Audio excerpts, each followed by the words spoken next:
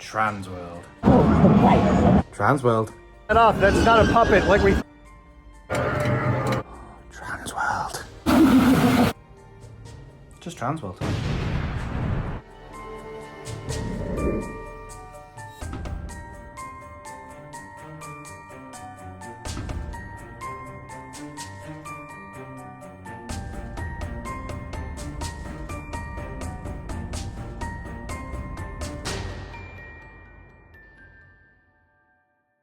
Yes, guys, welcome to another video. It is I, Halloween Dan, and today we will be talking about Transworld.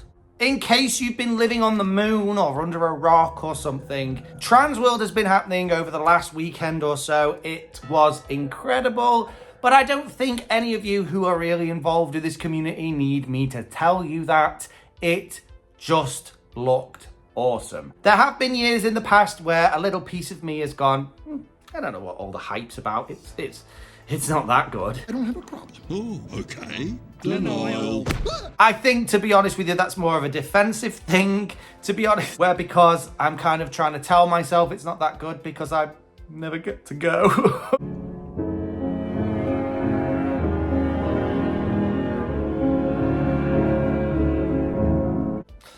Yeah. This year, though, is not one of those years. We cannot even pretend that it wasn't a good year. It looked absolutely awesome. Now, sometimes when I do these videos about Transworld, I do get people in the comments say, it's not really, I don't know why you're really talking about this, Dan. It's not really for haunters like you or me. This is for the professionals. And so I'm not really that bothered about what's at Transworld. And I get it.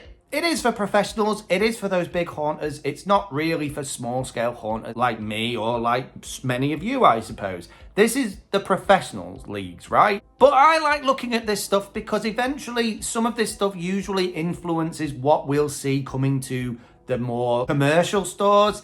And you know what? Sometimes it's just nice to look. You know, like the chances are I'm never going to own a Rolls Royce. I'm never going to get to own one. But that doesn't mean I don't enjoy looking at a Rolls Royce occasionally. That doesn't mean that if I got to go into a showroom, I wouldn't look at them and pretend like I could really afford them. That doesn't mean that if I was offered a test drive, I wouldn't secretly steal one and drive off into the sunset. No, sorry, I wouldn't steal a Rolls Royce, just for the record there. I'm never going to be able to buy any of this. I won't ever be able to afford any of it. And I probably will never get to go. But that doesn't mean I can't at least look at these things like a strange Halloween peeping Tom. Now, what none of you need me to do is go over everything that was at Transworld and talk about it as though I was there, because I wasn't. If you want that, you can go and watch endless bits of footage from all the big YouTubers who actually did go, talking about all the amazing things at Transworld and showing you real world footage. All I thought it would be fun to do today was talk about some of my favorite things that I saw at Transworld over the last weekend or so, and just bask in its glory. You know, just look at this amazing stuff. So join me. Before I get too far into the video, I will just mention I've obviously had to use a whole bunch of other YouTubers' footage for this video so that I could actually show you what I liked. So anybody's footage that I do use, I will leave the links to their channel in the description, and I give full thanks to anyone's footage that I've used, and I obviously don't own it. I'm not trying to pretend that I do. So please, if I've used your footage, if you are a YouTuber and you see some footage that's yours, I promise I will leave your name in the description so that people can go and follow you on your channel and see all of your beautiful footage of this amazing show. And now on with my review. So straight off the bat, I want to talk about my favorite people that go to Transworld.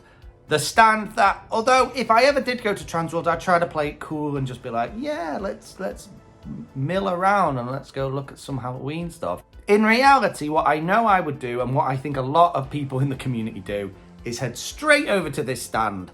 And that stand is, of course, Distortions Unlimited. As always, their booth looked absolutely phenomenal, filled with all kinds of awesome things from past years, from this year. All of their Legends props were there. It was a great array of things. And there was a few new animatronics. The biggest and best one, I would say, and the newest for this year, is the Xenovore.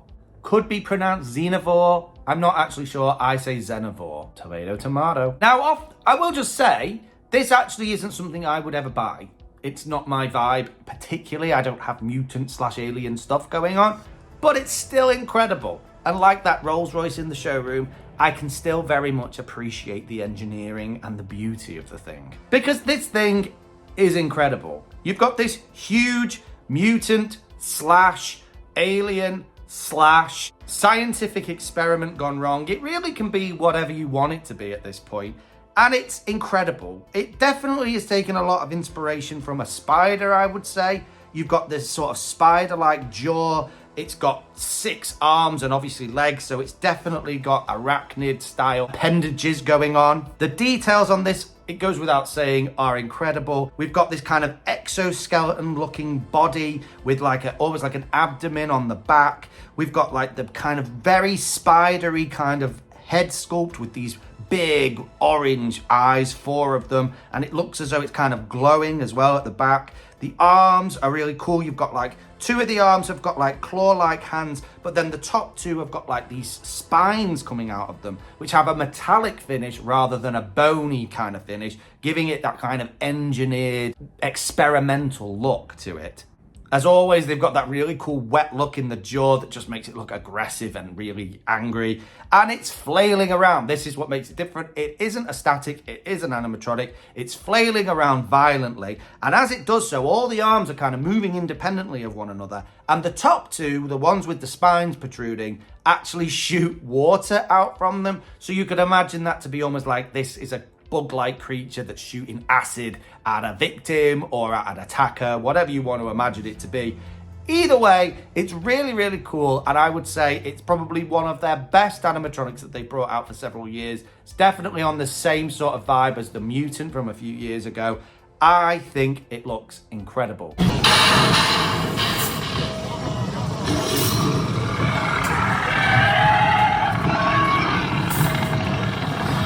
Joining it on the stand as well were a couple more animatronics that we hadn't seen. There was some aliens and incubators. One of them was pneumatic, one of them was electric. Both of them very cool in their own respect. There also was a relatively cheap prop for about £670, I think it sells for here in the UK, which is called the Electric Zombie, which was a pretty cool concept. It's a pretty simplistic animatronic, but still pretty cool. The only thing was, I kind of felt almost a bit sad for this guy. You've got this kind of older guy in construction gear, and I'm like, this guy was probably soon to be retired, this poor guy. He was obviously on his last few days of working, and then all of a sudden, he's a zombie being electrocuted by a wire on his work. How sad's that? Very sad for Mr. Zombie Guy.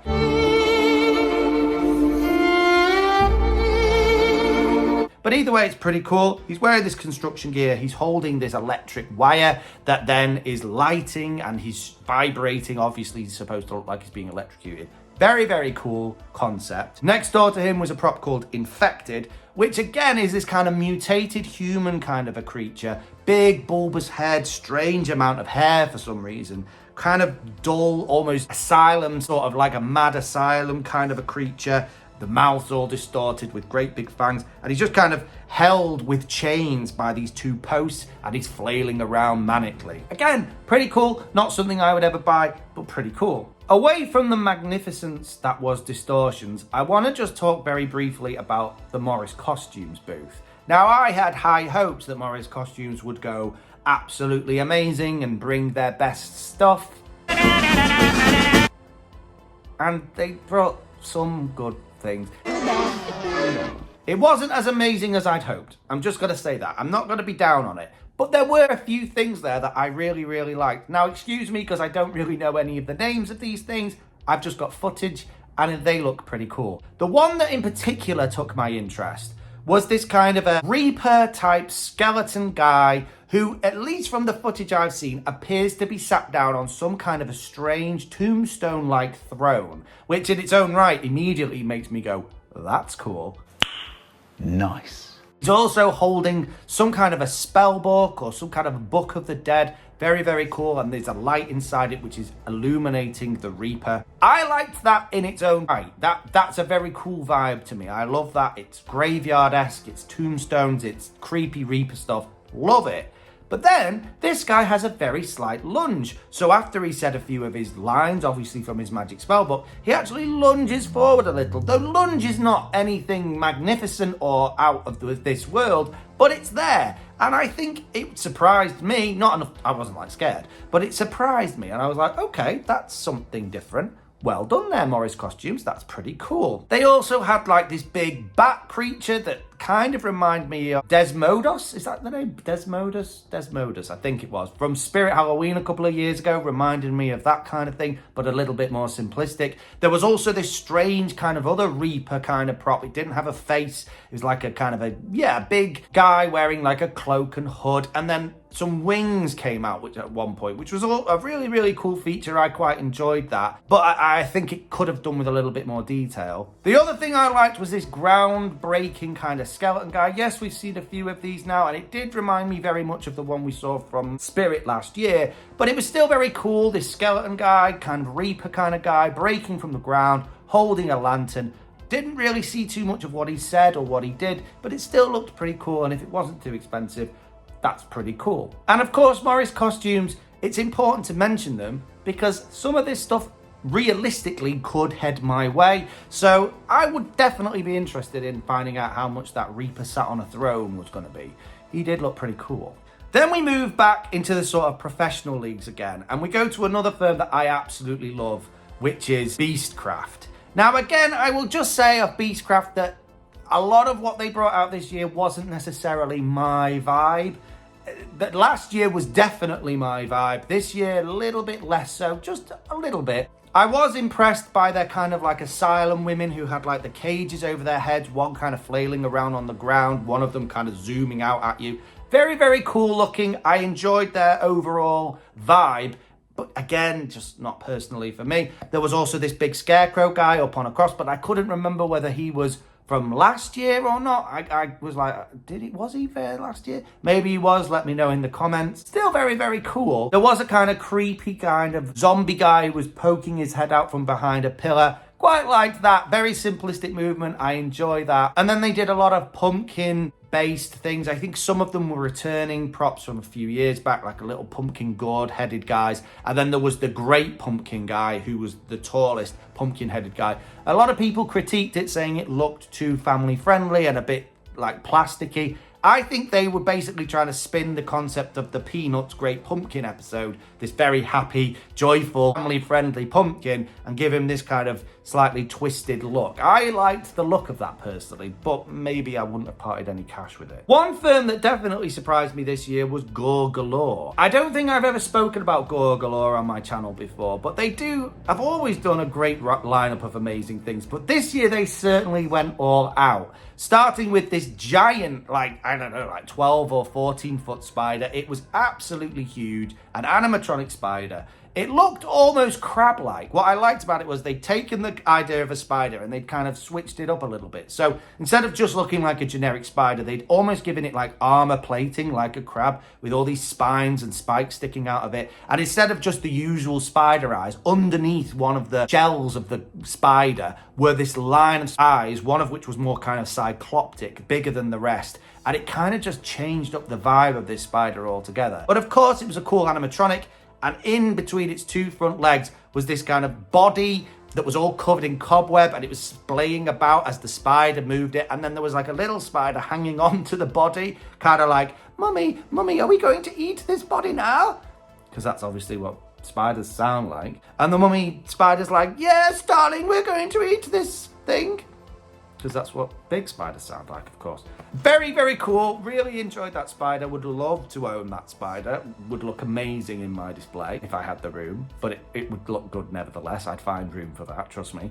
They also had this incredible kind of ghoul that was hanging from the top of their setup, and it was like reaching out. It kept on sort of, at first I think some of the people who saw it thought it was like a puppet, but it wasn't. It was an actual animatronic that was triggered, the smoke being pumped out around it, and the way it was kind of hung down from the ceiling of this setup that they had made it look like it was reaching out, like as if it was coming out of a crypt, trying to grasp at anyone that came too close. Really loved that. I love anything phantomy or reapery, as you know. Very, very cool. Very much enjoyed what Gore Galore had to talk about this year. Aside from that, there was just a whole load of little random things, some of which I didn't even know who'd made them, that just looked really cool. There was this moment just outside the Dark Zone where there's this cool witch animatronic stirring up a cauldron. If you know who made her, let me know, because I missed it. But it looked so incredible. Just a really cool setup, my perfect kind of setup, that a witch stirring a cauldron. You can't go wrong. And then into the Dark Zone itself, which of course is one of the main dominant features of all these YouTubers' videos. It just looks incredible. And it's always dominated by two firms. You've got Poison and you've got Scare Factory. Now, I've said in past videos that Poison isn't necessarily my vibe, and I stand by that. It's not, for anyone who loves Poison props, I'm not critiquing them. I do think what they produce and what they make is incredible. Of course, it's so realistic and it's so cool to look at. I just wouldn't really want to buy any of it because everything's just kind of screaming and shouting and it's bloody and it's violent. It's not really necessarily where I am right now when it comes to Halloween, but maybe in the future, who knows? A scary prop screaming out at people is pretty cool, I'm not gonna lie. There were one or two things on their stand that I was like, oh wow, cool. The main one was this big, no surprises, Reaper type prop which they had right on the top of their stand, which kind of shot up out of the stand and then its wings expanded out and it sort of flailed around. Very, very cool. Once again, right up my street. Very much enjoyed that. I also liked they had this one where it was a girl who was like crying behind her hands. And when she was triggered, she would shoot out and kind of do like almost like a 180 and be right up in your face. And then she would go back when that was a cool movement. I don't know what it was about that, but I really did quite like the way she went from being a sort of sad, somber character to a screaming woman in your face. Quite like that. Then on to Scare Factory, and they are much more my vibe. Now, I'm not going to critique Scare Factory. Every time I ever talk about Scare Factory, someone will say, oh, well, their customer care isn't very good. And someone else will say, oh, well, lucky if you get what you order from them. I have no way of knowing how true that is. I've never ordered from them. I've never experienced any of this. If you have negative things to say about Scare Factory, that's okay. I'm not going to judge. It's just that as far as I'm concerned, they make really cool things. I really like it. There wasn't really anything in their stand I didn't like. I liked everything from the little pumpkin guy who was like a pumpkin goblin guy who was jumping around. He was pretty cool. To the sort of more zombie type things they've got going on and all the pumpkin related stuff going on. I think my favorites off their stand this year though there was like a lot of goat related, sort of goat headed phantom type creatures, one of which always had like car headlights for eyes and was kind of floating around on one of their crane mechanisms. That was very, very cool. There was also one that was almost like a groundbreaker type version of that. There was a Reaper that kind of came up out of the ground, a skeletal Reaper, very cool thing. And I think my favorites were their dragons. They had a lot of dragon related, or they looked like dragons. One was like on the ground with lights in its mouth. One of them was another one on a crane sort of flying around. And another one was just sort of stood on its hind legs roaring around. All of them were very, very cool. And I think even though I've often said I have a much more basic dragon in my haunt and it's kind of lost its home in a way, it's never really had a proper home in my haunt, that doesn't mean I don't really think that dragons are actually really cool, and they are very, very cool. But the crescendo, I would say, the absolute cherry on the cake of this whole place, the thing that really made me go, wow! Now that's impressive on a whole other level, was the giant Frankenstein's head that was sort of at the back of the Gore Galore stand, but that had been made by Unit 70. That thing was incredible, and it's dominated so many of these YouTubers' thumbnails, and it was one of the things they enjoyed looking at the most, and for obvious reasons. This thing was incredible. Now, I actually saw footage brought out by Unit 70 a week or so before Transworld where they were showcasing this big Frankenstein's head, as well as a whole host of other really amazing animatronics. This thing, though, is just incredible. You guys know by now my feelings towards Frankenstein's monster. I've got a huge soft spot for Frankenstein's monster. So anything Frankenstein's monster, I don't know how many more times I can say Frankenstein's monster. Anything related to him, I love. And that's just epic, right? I have no idea how I would ever use such a thing or where such a thing would go, but my God, just look at it. The way it's sculpted, the face is perfect, the flat top is perfect, even down to the arms, it's got these, the top half of its quite muscular shoulders And it's as though they haven't been sewn together properly. So as the head moves, these sort of gaps sort of get bigger and then smaller again, as if it's kind of not been put together properly, which ties into what the animatronic's actually doing, because it's almost like it's been brought to life, and there's the sound of like a heart monitor going, and then it flatlines and the thing stops moving again. The eyes are moving, the mouth is moving, and that mouth in its own right is incredible. The teeth in it look so real, the details inside the mouth look real, and I really liked, there's like a skin flap, like where the flesh has been torn away and it's left like a bit of like a tendon or a muscle or something just down the side of the mouth that was kind of flexing and moving and shaking as the mouth moved. So realistic, so cool, such an awesome, cool detail. And that's what it's all about for me. Anyone can make a Frankenstein's monster, right?